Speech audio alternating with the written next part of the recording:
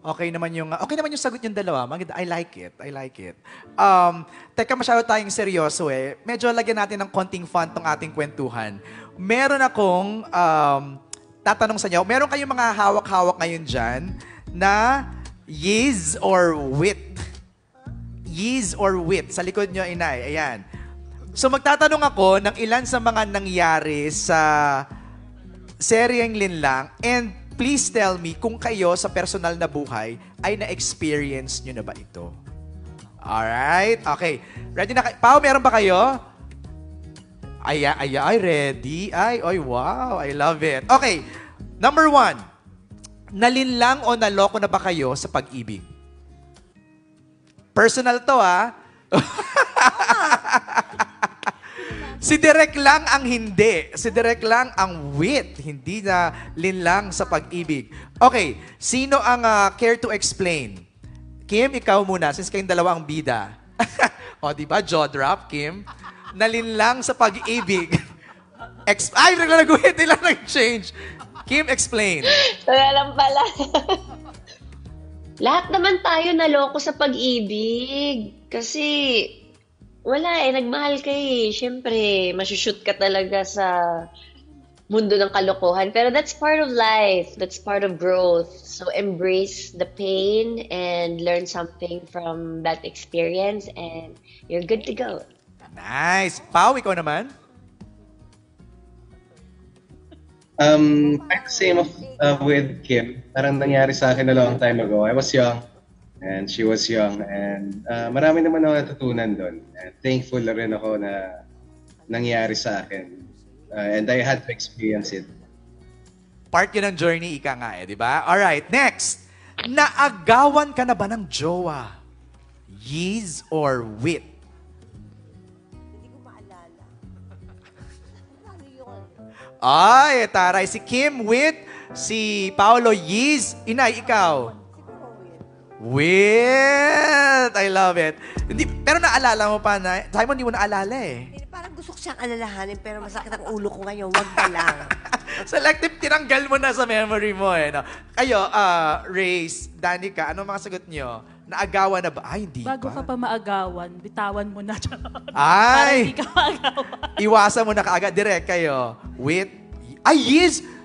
Direk Jojo, totoo ba? Oo, dati pa yun. Anong ginawa mo? Wala. Name reveal. Nagpaka-Juliana ka ba? In-apply mo ba yan dito? Hindi. Bata pa ako nun, tsaka busy sa work. Kaya hinayaan mo na lang. Oo, nawala rin ng time. So I guess part to blame myself sa ano. Kasi walang time for him eh. Okay, next. Naku, nasampal ka ba ng malakas dahil sa kalokohan mo sa pag-ibig? Wait. Aba, wala pang nasasampulan dito ng sampal because of pag-ibig. Eto, oh my God, nang agaw ka na ba ng jowa ng may jowa?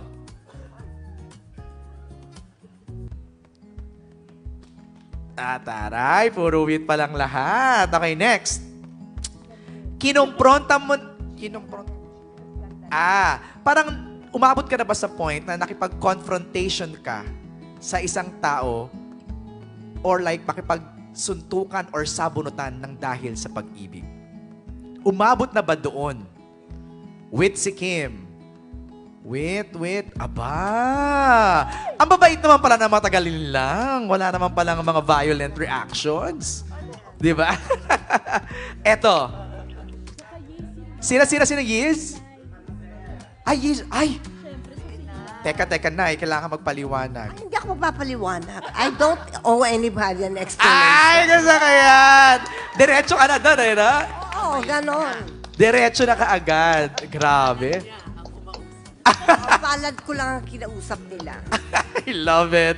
Last question. Nabulag ka na ba ng husto sa pag-ibig? I think it's a unanimous answer. Lahat ay nabulag Lahat tayo na. naging tanga. Minsan. Kim, Pao, nabulag na sa pag-ibig? Ikaw, Kim, explain. Yes, how many times, Kim? Grabe. Grabe naman yung how many times. Alalahanin ko pa ba? Nakakaiyak dyan. Ay, wow, grabe naman. Pero, it was a learning experience for you, for sure. Of course, lahat naman ng experience about love, about life, wala akong pinagsisihan, and that's part of life. So, I'm thankful. What was your most recent learning in love? Learning in love, to never stop loving. Kasi love naman comes in all forms. So, friendship, about love with your work and everything. Basta never stop loving. Because when one ends, one starts. Basta yun na yun. Wag tayo, ganun. Grabe, may nagsisigawan dito sa Dolphy Theater. Pao, ikaw? Bakit? Yes, sabi mo na love is blind ka na noon. Well, ganun naman siguro, Sir MJ, parang when you love someone, you try to love them fully. So, palagi. Maga parang ibibigay mo ng buo, wala kang ititira? Ganon? Something like that. Something like that. Something like that. Okay, thanks for participating in our small fun segment. Ngayon naman, bibigyan natin ng chance yung ating mga kasamahan sa press to ask their questions. So we have a list here na mga gustong magtanong. Let's start with Jimpy. Jimpy Anarcon of Freebie Manila. Jimpy, we'll give you the microphone. Here sa unahan. Jimpy, tayo ka. Okay. Hello po, good afternoon and congratulations sa success ng Linlang and excited kami, no? Kim, first question for you. Una, get well soon. Pero ang question, kasi kanina nabanggit sa The Making nung pinalabas, no, yung mga BTS, na parang nabalatan ka talaga dito and nagulat ka or natakot ka when you first, nasan si Kim? When you first read about the role, no? Ayan, okay. So, ano yung talagang, kung you can recall, kung ano yung talagang naging reaction mo nung una mong nalaman and paano mo ginage or dinesisyonan na mag-yes sa role ni Juliana kasi malayong-malayo siya sa lahat ng nagawa mo before? Mahabang proseso, mahabang pag-oo kasi sobrang takot talaga ako sa role na ganito and never ko inimagine na gagawa ako ng ganito ka mature, upbeat, offbeat, malayo sa sarili kong, tawa tayo here and there. Pero, umabot din dun sa decision ko na kailan pa ako makakaland nga ng ganitong klaseng role, ganitong klaseng kwento, with stellar cast, na ngayon ko lang makakatrabaho halos lahat. Actually, si JM lang yung nakatrabaho ko. Yung silang lahat, ngayon ko lang naka-work talaga. So, tsaka alam ko din naman na Dreamscape, alagaan nila ako. So, mataas yung tiwala ko sa kanila. And I think it's part of my career growth as an actor. Ayan. And then, kanina na-mention mo yung, na-mention doon sa The Making, yung binalatan ka mo ni Direct FMR, no? So, any anecdote or experience na pwede mo ma-share sa amin tungkol dyan sa nasabi mo? Si Direct FMR, siya talagang nagsimula kung sino si Juliana. Tinatakan niya, sabi niya, eto ka. Yung dimple ko dito, ginawa niya nunal. Kasi pag nagsasalita ako, may butas. So, nababother siya. So, hindi daw nakaka-mature and sophisticadang babae. So, ginawa na lang naming nunal yung dimple ko dito para hindi na siya matanggal.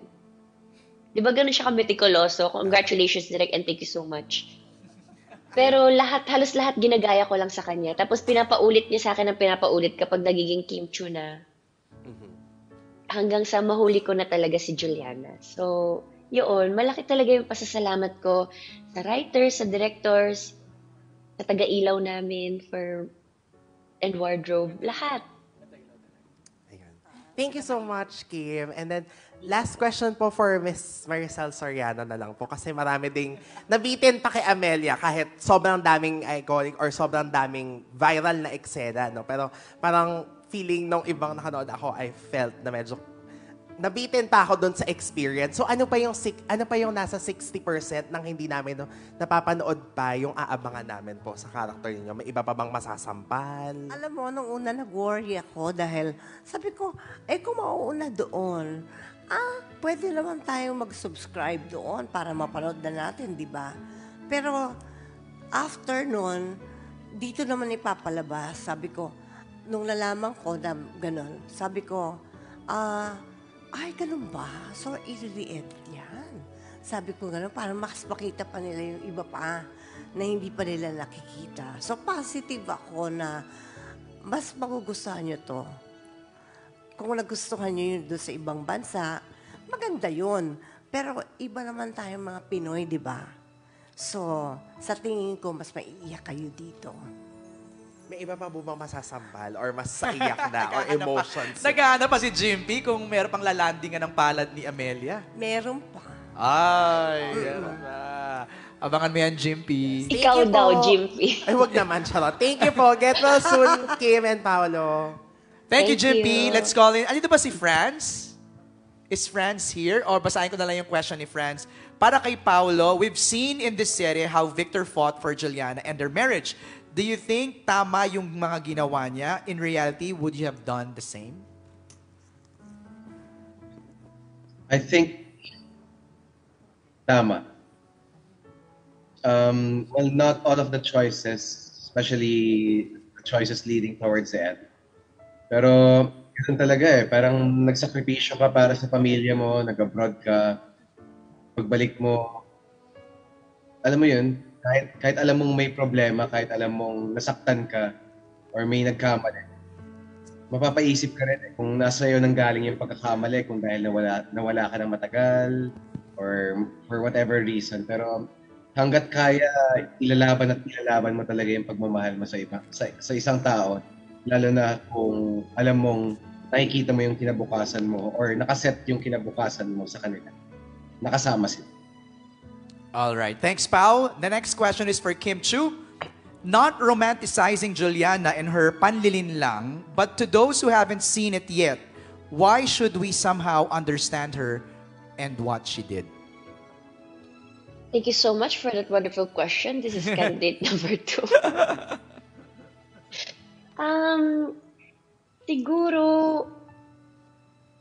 sa Prime, hindi siya masyadong na-explain kung bakit niya ginawa yung mga bagay na yun. But this time, sa teleserye version, this is the longer version. So, dito niyo mas maintindihan. Kasi kahit ako din, nung Prime, di ko naintindihan si Juliana.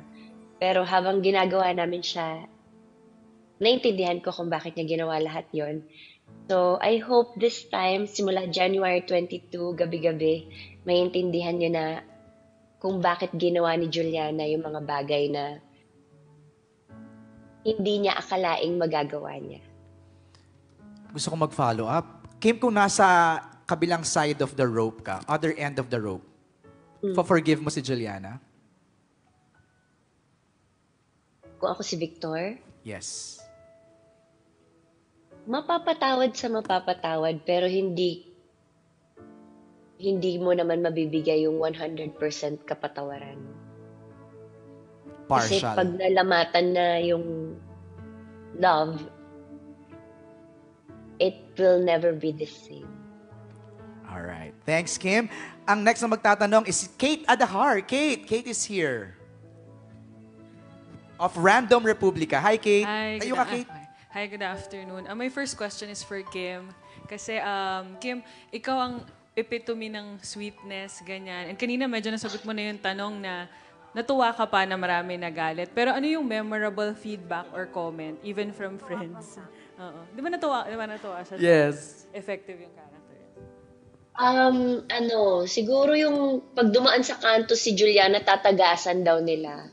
Anong tatagasan? Grigripuhan. Sabi ko pa, oo, gigripuhan daw. Anong gigripuhan? Sasaksakin pala. So, hindi ko na-gets. So, sobrang sabi ko, gigripuhan pala ninyo ako, Pero, maraming kakalbuhin nila ako, uunatin nila yung buhok ko. Marami actually. Pero ito yung mga, yun nga, sabi ko na before, ito yung mga hate comments na music to my ears. So, ibig sabihin, ano siya, effective, I guess? Salamat. Mainis pa kayo. More pa. Kaninong Gabi-gabi. idea yung kulot ang buhok? Direct FMR. Ah, talaga? Kasi ngayon ba, Kim, nagkukulot ka pa ng buhok? Inuunat ko na po para hindi na ako tagasan. So, direct look mo talaga yung yung kulot ng buhok. Naka-study naman kasi yan dun sa if sa visual and oral thematic presentation ko sa kanila. No? Tapos pangalawa, syempre, juxtapose mo yun sa through the years, how many times have you seen Kim in such a hairstyle? That's right. Tapos, syempre, meron ka din naman poetic representation dun sa yung for the choices that she went through. Right. Para ma-reflect physically from the colors where I asked my designers to sit down with the stylist and makeup and hair. Sabi ko, nag-present ako sa kanila. Yun. Ito yung tema nung palabas, ganito yung visual at saka oral form na gusto kong ma-achieve. Right. And so we come together in an agreement kasi dapat cohesive kayo lahat. Solid dapat yung look eh. Ang ganda ng look ni Kim. Laging kita yung collarbone. Laging ganun yung ni Juliana eh. Look eh, Thank no? you, MJ. Okay, Kate? Okay, thank you, Kim. And for my second question for Paolo, ikaw yung isa sa pinakamaraming confrontation scenes dito sa series. And dama namin yung pain and yung galit. Can you take us through behind the scenes? Kung masaya pa ba kayo doon sa set or galit-galit muna? Paano ka behind the scenes? Masaya naman sa set. One thing that's nice with this group, it's always a discussion. So even before we start the scene or minsan kakarating ko pa lang ng set, kukulitin ko na agad sila direct for my concerns and just to find out what he wants for the scene para pag ginawa namin, hindi na kami nagkahagulatan and magawa namin ng naangkop sa pareho naming vision.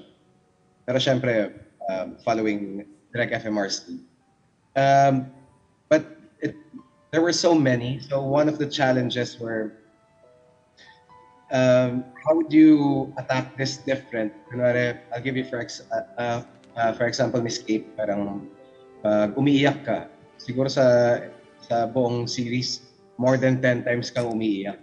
Paano mo iba-ibahin yun sa mga iyak mo from the start, considering yung mga situations na pinagdadaanan mo. The nice thing about, again, like what I've said, this group is they're always open for a discussion and a collaboration. So I'm happy and thankful. Thank you, Direct FMR and Direct Judge. Thank you and congratulations. Get well soon. Thank you, Kate.